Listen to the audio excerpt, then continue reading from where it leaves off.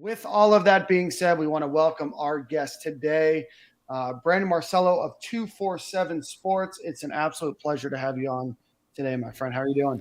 I'm good. Good. Just got back from giving blood for the first time and I'm still standing, so it's good. I didn't pass out. Oh, we need to start getting some incendiary questions. Getting ready for Brandon now because a little That's woozy, right. maybe not the best decision making. Yeah. We need to get him on the sauce to get his real takes off, you know? My yeah. wife said that today. She's I'm probably incriminating her. She was like, in college we used to volunteer blood drives and do all Get that, drunk quicker. and then we get drunk quicker. We go out and Yeah. party afterward. I'm like, who did I marry? I'm over here eating raisins, replenishing myself. Yeah. Oh man, well, Brandon, absolute pleasure to have you on. Looking forward to chatting with you, kind of big picture. But first off, want to hear a little bit about your personal story. We've been following you on the Stadium and Gale account, pardon me, for a while, and I've been watching your weight loss journey. So first off, congratulations. We'll want to hear a little bit more about maybe what inspired that and kind of where you've gone over your journey so far. Yeah, man, I just got sick of feeling uncomfortable in my own body, if that makes any sense. And, having a little kid opened my eyes to like, wow, it hurts to get on the floor and play with him and all that. And, I wanted to be healthy and live longer. And I had lost weight before. I lost 60 something pounds once before about a decade ago, and I had ballooned and gained all that back plus more. So I went, you know what? I'm going to change this and started doing a meal plan and just walking every day. And it was really that simple. And still got about like 8 more pounds I want to hit before I start doing a lot more weight training. But I've lost, as of Saturday, I had lost 141 pounds. Wow. That's like a Backstreet Boy in their prime. You've lost an entire Backstreet Boy. Yeah. Or And 140. I also decided, hey, because I'm growing my beard back. I shaved my beard off because like I want to see what my face looks like after losing all that weight. And I found out that I developed a turkey neck in that So the beard's time. coming back. So the beard, yeah. I walked out, and my wife goes, "You look weird." I go, "Yeah." The moment I left the bathroom, I started growing it back because that's not me. Not happening.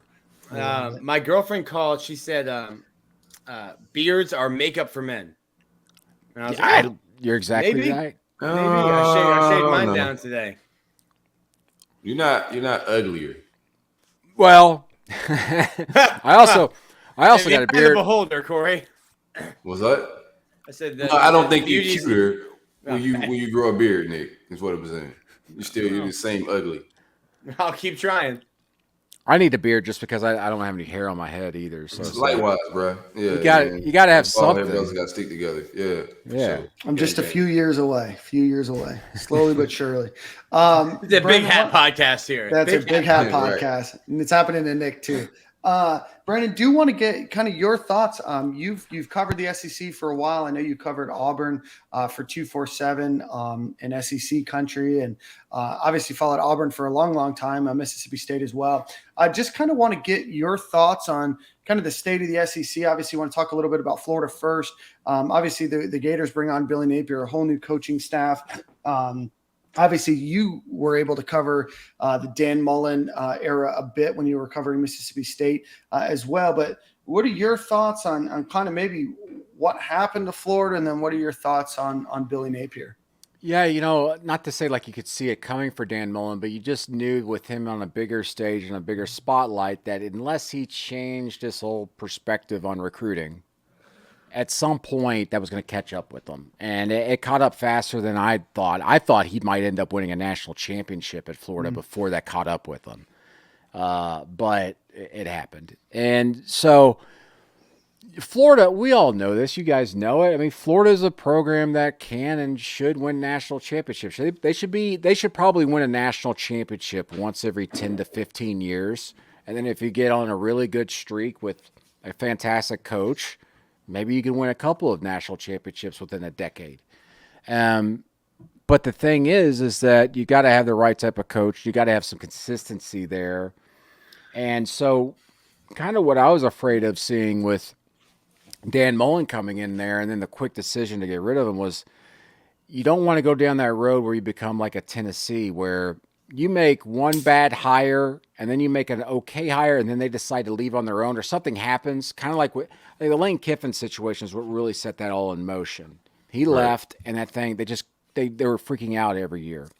And so, but with Florida, you bring in a guy with Billy Napier who obviously understands the SEC, but understands building a staff, how to recruit in the South.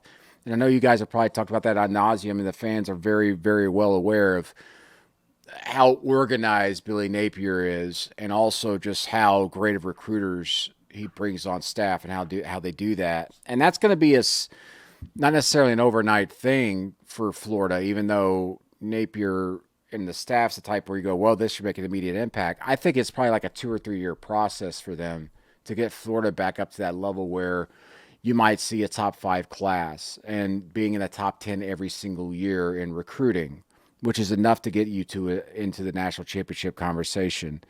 But for Florida, they're doing everything right off the field right now. I mean, with the NIL collective, the obvious hiring of Billy Napier and the building the personnel staff there.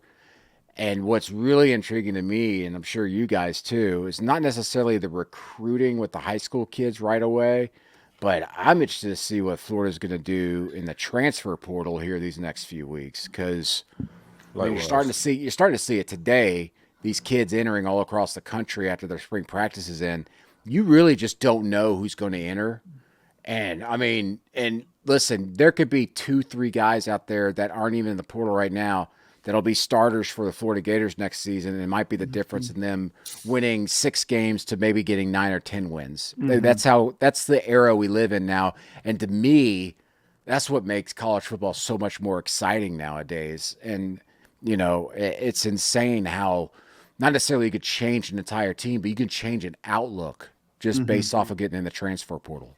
It was interesting because I started calculating after every signing class and transferring in and out. I'll calculate what Florida's scholarship numbers are, and heading into spring they were at 92, and that's fine. Since I've been at Florida 10 years now, they're never really above the 85. They didn't want to operate like that, so Florida was at 92, and then of course you have a career-ending injury to Gage Wilcox, the tight end. Emory transfers out, so then they're at 90. And Billy comes out there one day in a press conference and goes, "We're going to be very aggressive in the transfer portal." And I was like, "Excuse me, you have to have a double-digit transfers out of your program to even accept like 3 guys." And he said very aggressive. So I'm looking at it and I'm thinking it's probably going to happen at Oklahoma, LSU, USC, guys who stuck around for spring and just said, "Hey, I tried it. I didn't sign to this coaching staff. They've changed the offensive or defensive philosophy. I gave it a shot. It's not for me." And it's never been easier, which I agree with. It's never been easier for a player to transfer. Because in the past, if I'm a junior and I played here for 2 years, 3 years, I'm going to lose my senior season or have to redshirt my senior season.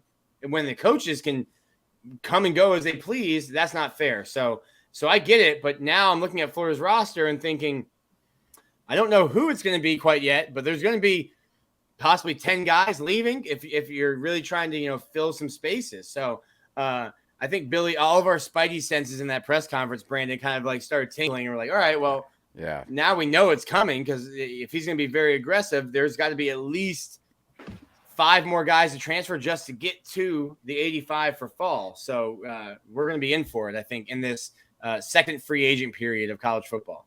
Yeah, and listen, it's for these first-year coaching staffs, and even and to a certain extent, even the second, third-year staffs, like Sam Pittman at Arkansas or Mel Tucker at Michigan State, they're still very aggressive in the portal. Not as much so as they were last year, but they're still aggressive. And listen, I think there's been 2 schools so far that have done like almost perfect work in the transfer portal, and that's Michigan State and Arkansas, as I just mentioned.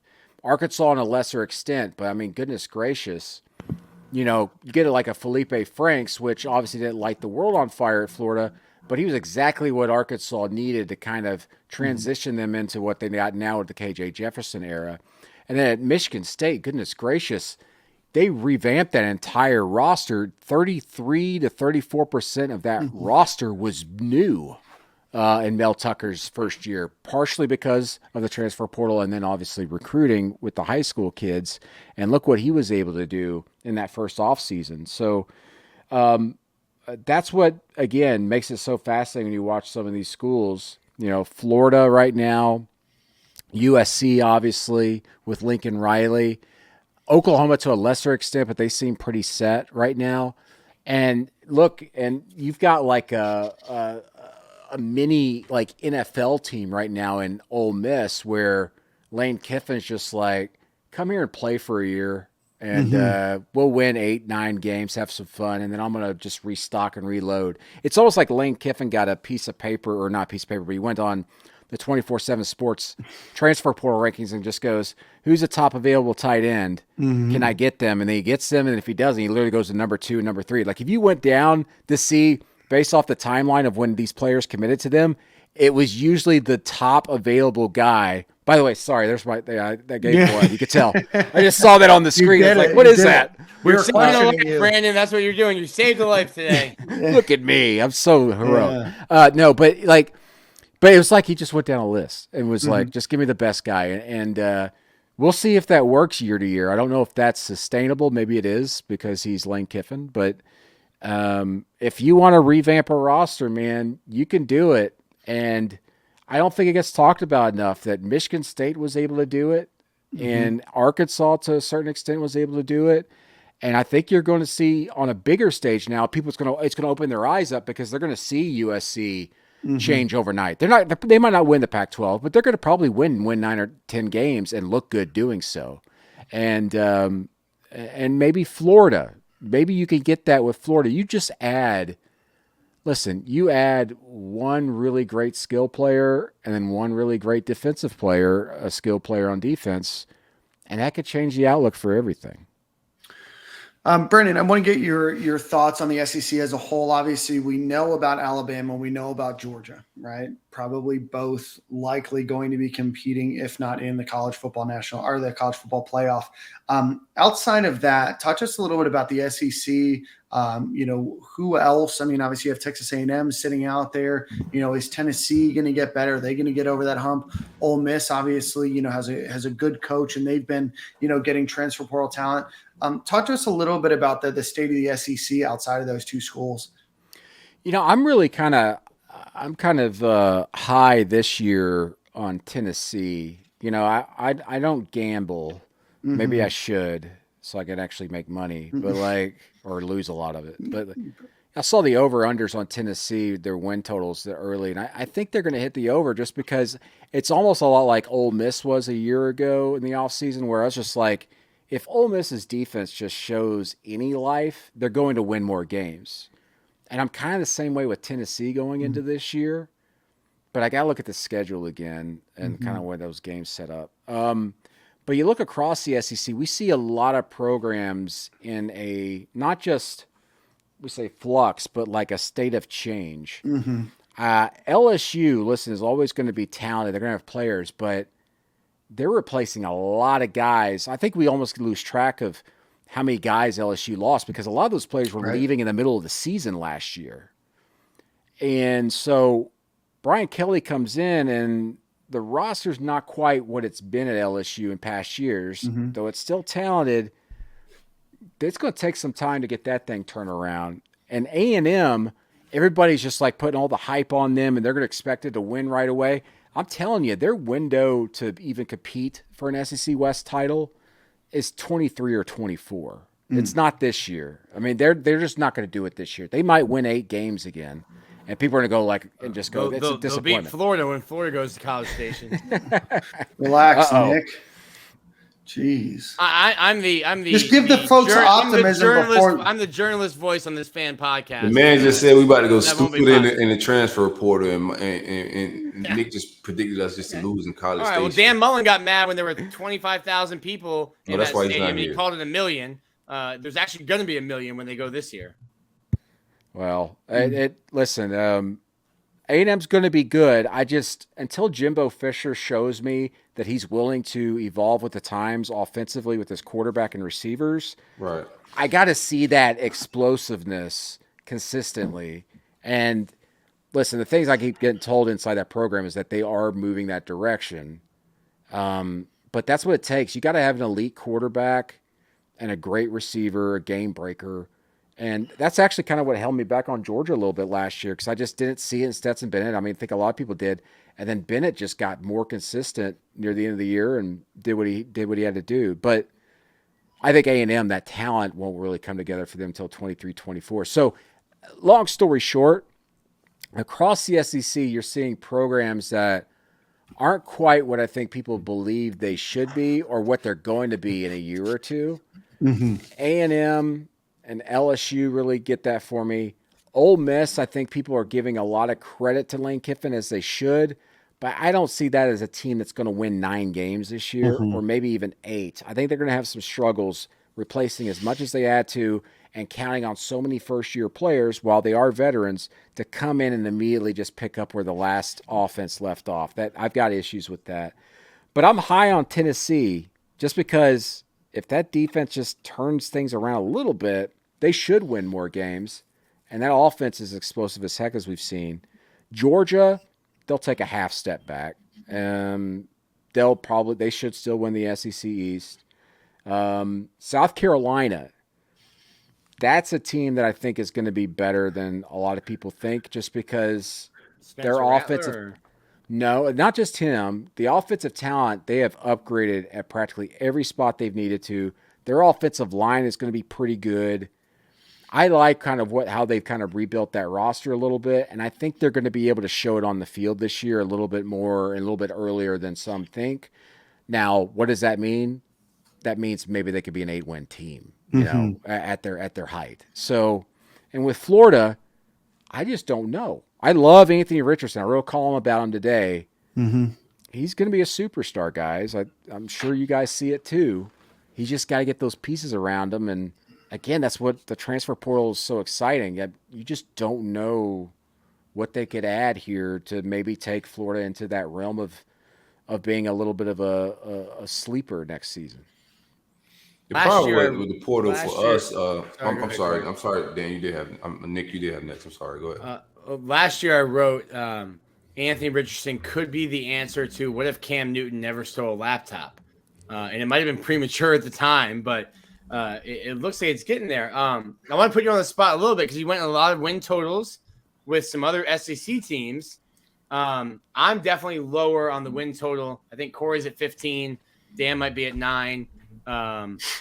What if I put the win total for Florida at 6.5 next year? Hold on, Brandon. Over or under? Before you answer that, Brandon, Nick, you strategically avoided giving your answer to number of wins when you asked that question and just passed the buck on yourself. So tell the fans how many wins you're predicting. Okay, are you over 7 wins? Under 7.5. I'm over 6.5, under 7.5. Great. Nick said 7 wins. All right, Brandon. Thank you. Okay. All right. I got to pull up the schedule. Do they open? Open with Pac-12 champion Utah. We smacking Utah. That's a Brandon. lie. Following up with Kentucky. Brandon, there's a real possibility Billy Napier is about to lean on them folks, man. I think Kentucky's not going to be. You think they're a down year for Kentucky? Yeah. Yeah, I think they might end up actually being below 500 this year. Oh, okay. Yeah. The Utah start, when the game is scheduled 6 years ago, Florida thinks, okay, it's a name school. We're not playing 3 years ago, University of Southwest Northeasterly Missouri Tech. You get Utah, and then all of a sudden Utah shows up, wins the Pac-12 last year, and they return like 80% of that roster, including their quarterback. Yeah. Utah is salty this year. I mean, their offense is going to be a lot of fun. Wow, I'm looking at the schedule here. This is pretty favorable for Florida. No, to be honest. No, I'm telling you. At A&M, Georgia. Listen, I'm going to be honest. At a Tennessee team that you like. Nick, you need to stop. I'm trying to recruit Brandon to my side. He's trying to make the guy. But here, Brandon is a national writer reviewing the schedule in real time. But I'm telling you, annoying guy in the back of the class. Yeah, he's trying to change his mind. Let's go game by game. Texas A&M is a game that Florida probably should lose anyway. So it's on the road. So that's good. You get a home game in return for that you might be a coin flip game. So for example, maybe Mizzou. Maybe Mizzou's a coin flip game, but it's at home for Florida. The problem is Mizzou's been a coin flip game the entire time Mizzou's been in the SEC. It probably shouldn't be. Okay, yeah, let's go game by game with this. I don't want to take up too much time. Utah loss. So just to add these up for me, because I'm bad with math, and I got you. Hold okay. on, I got my pen All right. out. So Utah, you're predicting a Utah victory. Utah victory. Okay. Kentucky, man, that's a push. Kentucky. That early in the year. In Florida. We'll say that win for Florida. Perfect. South Florida, that's a win for Florida. At Tennessee, that's a win for Tennessee. Again, a game that Florida's probably going to lose anyway. I'm going to be honest because of Tennessee with the offense they've got. The listeners will not be happy to hear that. I know. Listen. That's why I'm here. I don't. They can jump on me all I want. Just get your takes off, Brandon. We're not mad at it. The 17-year-old Florida Gator fan has only seen Tennessee beat Florida once, but it can still happen. Can you imagine living that way? Not seeing the past. Still about to be one time next year, Brandon. Ain't nothing gonna change, man. It's what we do. The 34-year-old Kentucky fan has only seen his team beat Florida twice. Yeah. Eastern Washington. Both of those were since Dan Mullen. Dan Mullen. Yeah. So. Oh my gosh, that's right. Both of them. Yeah, both of them. Out the gate. For Dan. First year he lost to Kentucky. Eastern Washington. That's a W. Mizzou in Gainesville. That should be a W. That defense terrible. Defensive line terrible. LSU in Gainesville. Whew. LSU. Okay, that's all a right. lot. So 4-3 at the bye week. Cocktail party. Listen, you're 4-4. You're 4-4. Cocktail party, Georgia. At A&M. Yeah, 4-5. Now we're a losing record in November. South Carolina in Gainesville. I'm not going to influence you. Carolina. So 4-6. Now we're talking about bowl eligibility in mid-November. Y'all got my Gators fucked up. I told you, Corey's got him 15-0. We're in the playoff. No, I'm not ridiculous, man. I do like A&M on the road is a tough one. It's just too many unknowns, man. Right. There's a lot of coin flips. The way I view Anthony Richardson, just like you do, Brandon, as a superstar. And superstars change games, bro. He's gonna elevate the play of the players around him. So I've got two. I'm not seeing that, man. I got two games here that I got coin flips in my mind. I'm already chalking up, and that's Mizzou and Carolina. At Vandy, easy win. At Florida State, that's a win. Easier win. Yeah. So that's 6 and 6. What? 6 and 6. So I guess under. Man, I wouldn't have thought that. I've been thinking maybe 7. But again, there's 2 games in there that I think that I'm waffling on. The 2 you're waffling on were South Carolina, Mizzou. Yeah. which you called a South Carolina loss, and so that's like a coin flip in your mind then. Yeah. And then LSU, you kind of said was a toss up too, but I think you had the LSU taking it. Yeah, I got LSU taking it. And I'll tell you this, I would probably, regardless, a lot would have to happen before that game for me to pick Florida.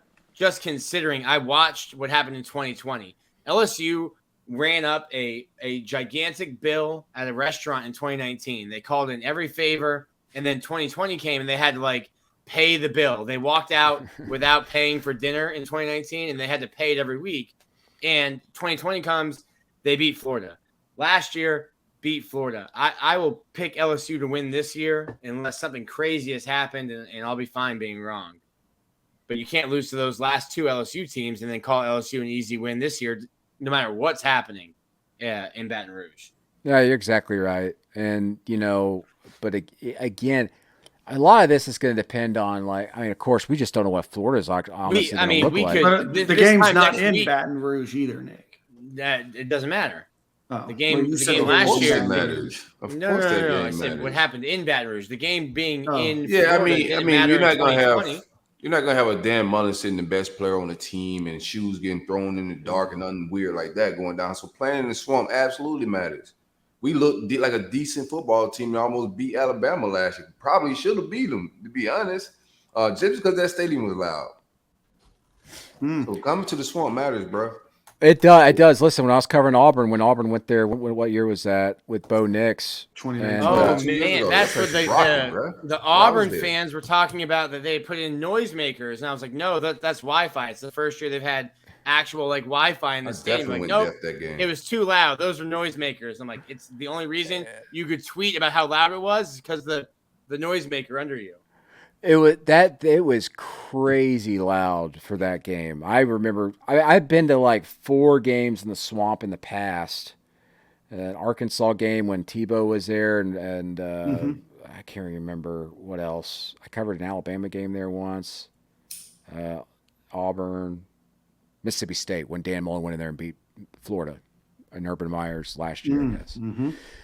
Anyway, What but an yeah, ugly game. That was an ugly game. Oh, it's terrible. You know, Mississippi State didn't throw a God. single pass in the second half other than a shovel pass for near the end zone in the red zone. That game was bad to watch. But yeah, and I was impressed obviously with the Swamp, but man, winning that game with Auburn, and I was like, holy crap. The place really went nuts for that LaMichael P. Ryan run. Yes. Yeah. We had kind of written about, he had given us some great quotes about Auburn. Gus Malzahn told me I wasn't fast enough to be in the SEC. Yeah. So fans kind of knew like that little backstory. And he breaks this 80-yard run. It's kind of like, well, no one can catch him on the other team. So maybe he is. What was your impression of Tom Petty? That was your first time seeing it live? Wait. Oh, Between the third and fourth quarter. Yeah, it's awesome. Yeah, it's awesome. I mean, listen, I love that about pretty much any college team, but especially the SEC. Every SEC team's got some type of something unique that goes on in the stadium.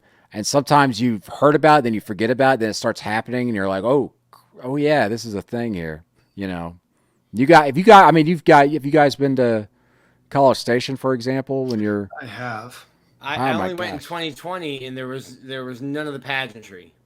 So I'm looking forward to this year. It's just amazing to watch, you know. And I missed. I mean, they put a new press box in, so this doesn't matter to anybody else. But like reporter wise, like the old press box there would sway, and you're up like. I mean, I used to call it college space station because it seems like. I mean. You're way up there, and it's just you're swaying back and forth, and they got signs up saying, "Hey, don't be frightened. Your chair's going to move," and your chair's sliding on wheels and everything. It's an amazing atmosphere.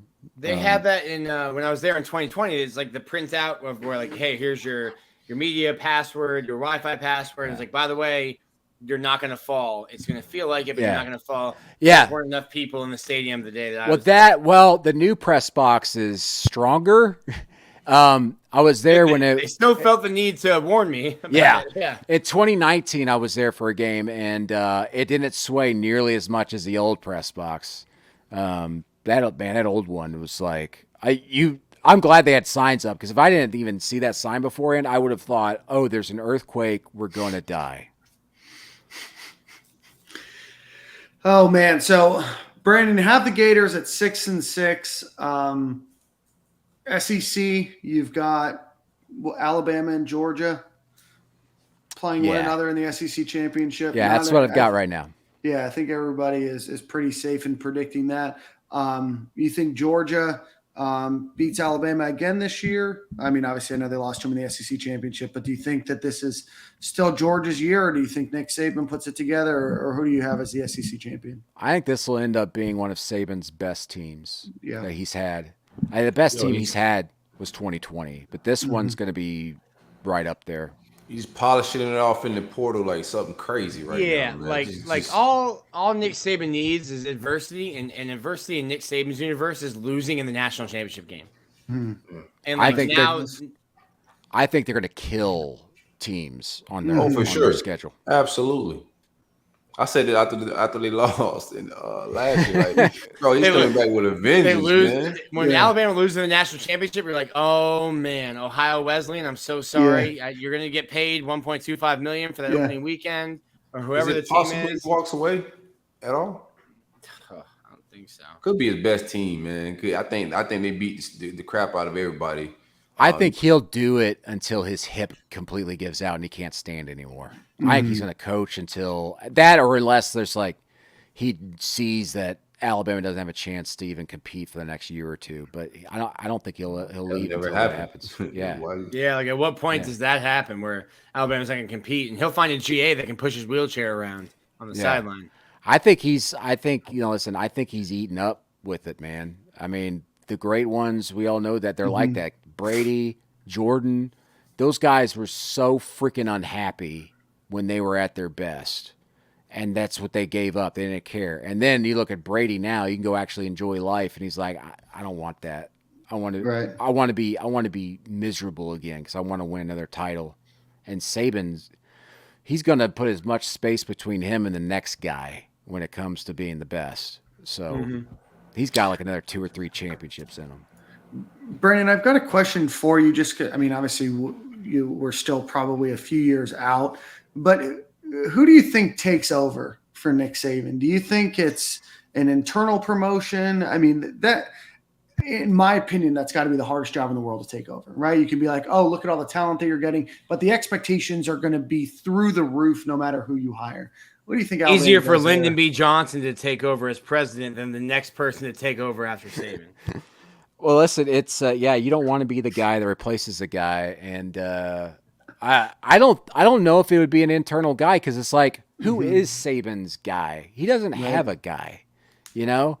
And when he does, quote unquote, it's a guy like Kirby Smart who, you know, wasn't like they were buds, and you know, I want you to be the next head coach here. It was like, when was Kirby going to get another job somewhere? You know, he wanted the Auburn job, and then he ended up going to Georgia a few years later. So I think they would go outside. I think they'll try to hire the next big thing. I just, I don't know who that is. I don't think anybody knows who it is. I know everybody wants to say Dabo, but if that's 5 years from now, and maybe 7 or 8 years from now, like I personally think, I think Saban's going to coach like till 2030. I think he's going to keep going. I mean, at that point, Dabo might be like, I'm out. I'm done. Yeah. I'm going to go retire. So the next head coach might not be a head coach right now. They might be a position coach somewhere about to become the next hot OC or DC somewhere. That's crazy to think about. Nick, I think you had a final question.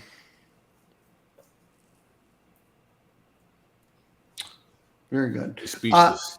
Yeah, he's speechless. Brandon, I was on mute. I had one more. Perfect. Go ahead. We're looking in the future here. Better hire or who has more success in 5 years? Since it's a Florida podcast, we're looking at the West Division rival LSU. Brian Kelly at LSU or Florida with Billy Napier? Billy Napier at Florida.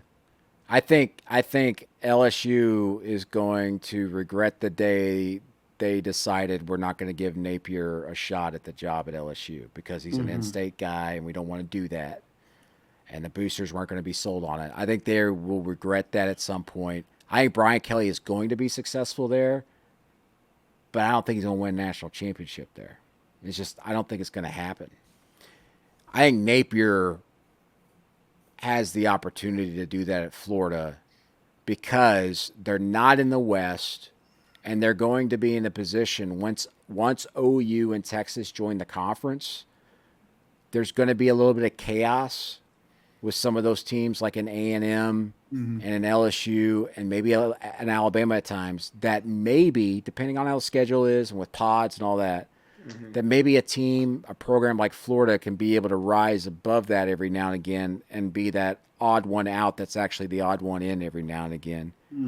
And so I think the pressure's more on those traditional programs that have been successful or been consistent lately because you're going to get these big dogs in here, an OU and a Texas, that recruiting-wise are going to get better because they're in the SEC. I mean, look, you know this, Nick. Look at A&M's recruiting compared in the Big 12 to where it was after they joined the SEC, and compare that to Texas, the Longhorns. The numbers legitimately just flipped with 5- and 4-star blue chip recruits from Texas to Texas A&M, the amount in that same time period. So OU and Texas is going to affect LSU A&M and Alabama more so than a Florida or a Georgia. And that's going to end up helping Florida as they rebuild that thing. And I think everybody who reads my stuff and is listening to me. I'm a huge believer in Billy Napier. I believe that the day Ed Orgeron said, I'm leaving, LSU should have been at Billy Napier's front door going, we want you now. Please get over here. We'll give you anything you want. We'll spend all the money in the world. And when Florida came calling, boy, that's a, I hate to use a baseball term, but it's a freaking home run. Napier is going to win championships somewhere at some point on a big level. And he's got it in a perfect spot at Florida because you're seeing the money getting poured into it now. Yeah. You're seeing the fan base rally behind that. It's a perfect time to strike while the iron's hot with NIL and the Gator Collective and all of that. I got Napier all day over Brian Kelly when we look back 5 years from now.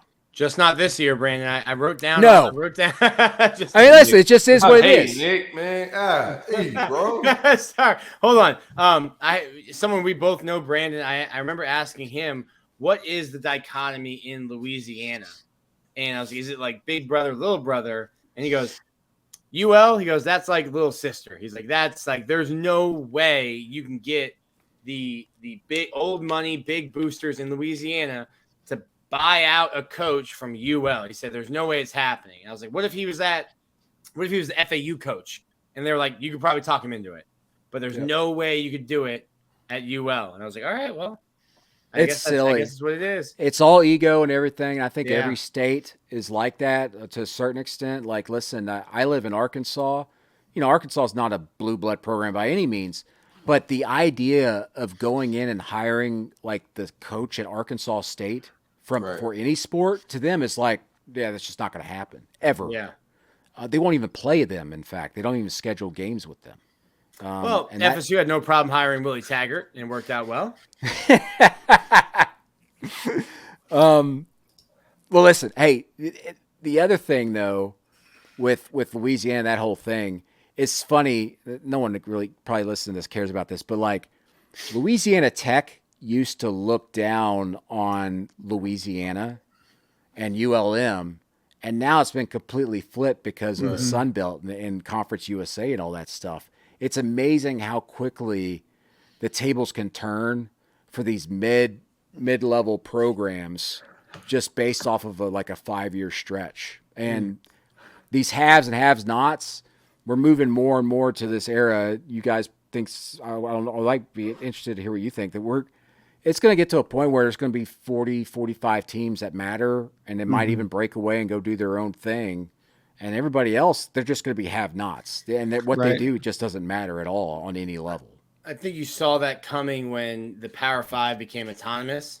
And it was like, they don't need the NCAA to do anything. Like, they can do whatever they want. No one's watching the Sun Belt versus the, A-Sun. No one cares about what the NCAA championship is. If you have the Power Five that breaks off and does their own thing, no one's watching the NCAA football championship.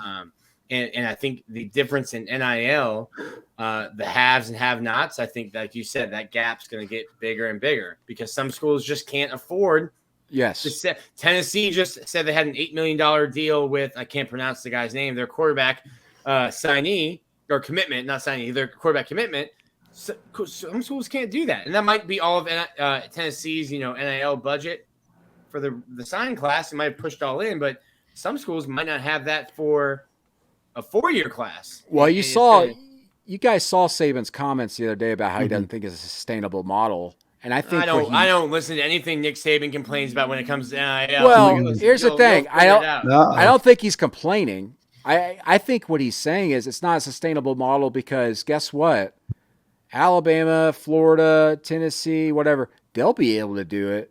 But do you think that Auburn or Arkansas or Kentucky are going to be able to do that year after year after year after year? Probably not. And that's what's going to, quote unquote, hurt college football. It's just going to become a thing where there's not much parity. And we're going to have to see at some point some type of breakaway where you have a super conference of some sort. I mean, and the NCAA is the only one that can fall on that sword, right? Because for years and years and years, it had been talked about, and they did nothing about it until it started to get enacted at state legislatures, and all of a sudden they're trying to figure out what to do, and so their response of what to do about it was just say, "It's your problem, you figure it out," right? Well, here's the other thing. I don't think the NCAA is going to fix it. It's going to have to be the federal government, and the NCAA has been kicking that can toward them for the last 2 years, and if I know anything about the federal government speed, it's going to be, the 2030 recruiting class before we get some guidance. Exactly. I'm not married, have no kids, and I think if I had a child, the NCAA wouldn't have it figured out by the time he's ready to go to college. Yeah. And the federal government, I mean, not the NCAA. I don't think the NCAA wants to figure it out. Well, I don't think that they do either.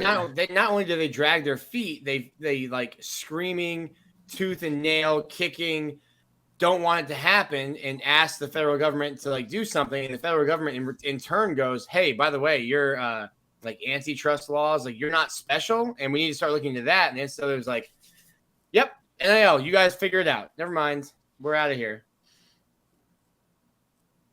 Yeah, it'll be interesting to see. Well, Brandon, we appreciate your time. Thanks for spending 45 minutes with us today.